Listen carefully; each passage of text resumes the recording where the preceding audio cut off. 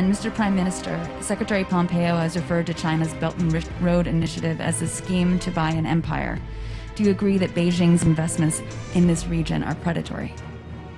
China is a global actor. They were very smart to devise this format of the relationship and the political dialogue and the economic framework with the countries of Central and Eastern Europe. We are fully aware of all the aspects of this policy, and our objective is to have a level playing field when it comes to both the relationship between Croatia or the other members of the European Union and China and its market, as well as the Chinese presence here, in accordance with the rules that exist on the global level and which put us in the same market position.